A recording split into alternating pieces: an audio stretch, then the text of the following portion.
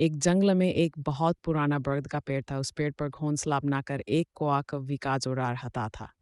उसी पेड़ के खोखले तने में कहीं से आकर एक दुष्ट सर्प रहने लगा। हर वर्ष मौसम आने पर कव्वी घोंसले में अंडे देती और दुष्ट सर्प मौका पाकर उनके घोंसले में जाकर अंडे खा जाता।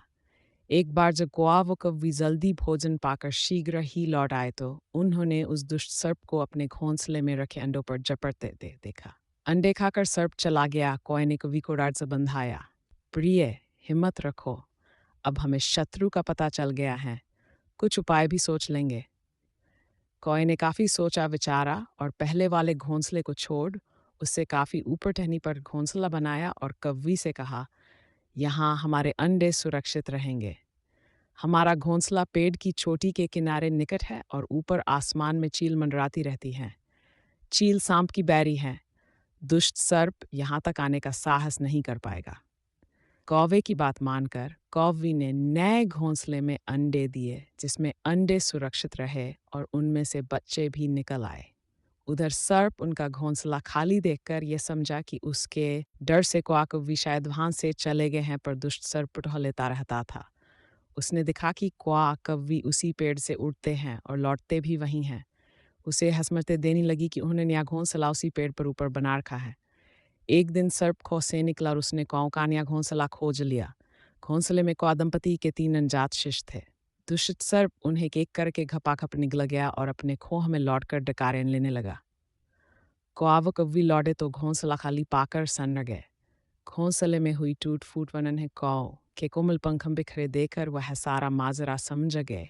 कव्वी की छाती तो दुख से फटने लगी। कव्वी बिल्क उठी, तो क्या हर वर्ष में बच्चे सांप का भोजन बनते रहेंगे? कौआ बोला, नहीं। ये माना कि हमारे सामने विकट समस्या है, पर यहाँ से भागना ही उसका हल नहीं है। विपत्ति के समय ही मित्र काम आते हैं। हमें लोमड़ी मित्र से सलाह लेनी चाहिए। दोनों तुरंत ही लोमड़ी के पास गए। लोमड़ी ने अपने मित्रों की दुख भरी कहानी सुनी। उसने कौआ तथा कव्वी के आंसू पोंछे। लोमड़ी ने काफी सोचने के बाद कहा, मित्रों, तुम्हें वह पेड़ छोड़कर जाने की जरूरत नहीं है। मेरे दिमाग में एक तरकीब है जिससे उस दुष्ट सर्प से छुटकारा पाया जा सकता है। लोमड़ी ने अपने चतुर दिमाग में आई तरकीब बताई। लोमड़ी की तरकीब बस सुनकर कौआ कव्वी खुशी से उछल पड़े। उन्होंने लोमड़ी को धन्यवाद दिया और अपने घर लौट आए। अगले ही दिन योजना अमल में लानी थी। उसी वन में बहुत बड़ा सरोवर था। उसमें कमल और नरगिस के फूल खिले रहते थे। हर मंगलवार को उस पर राजकुमारी अपनी सहेलियों के साथ वहाँ क्रीड़ा करने आती थी। उनके साथ अंगरक्ष तथा सैनिक भी आते थे। इस बार राजकुमारी आई और सरोवर में स्नान करने जल भरी तो योजना के अनुसार कौड़ता हुआ आया। उसने सरोवर तट पर राजकुमारी तथा उसकी सहेलियों द्वारा उतार कर रखे गए कपड़ों आभूषणों पर नजर डाली। कपड़े के ऊपर राजकुमारी का प्रिय हीरे व मोतियों का विलक्षण हार। कौवी ने राजकुमारी तथा सहेलियों का ध्यान अपनी ओर आकर्षित करने के लिए काम काम का शोर मचाया। जब सबकी नज़र उसकी ओर घूमी तो कौआ राजकुमारी का हार चोंच में दबाकर ऊपर उठ गया। सभी सहेलियां चीखी, देखो देखो, वह राजकुमारी का हार उठाकर ले जा रहा है। सैनिकों ने ऊपर देखा तो उस मुझे कौआ हार लेकर धीरे धीरे उड़ता जा रहा था। सैनिक उसी दिशा में दौड़ने लगे। कौआ सैनिकों को अपने पीछे लगाकर धीरे धीरे उड़ता हुआ उसी पेड़ की ओर ले आया।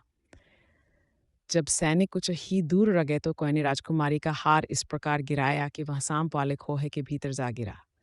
सैनिक दौड़कर खोह के पास पहुंचे। उनके सरदार ने खोह के भीतर झांका। उसने वहां हार और उसके पास में ही एक काले सर्प को कुंडली मारे देखा।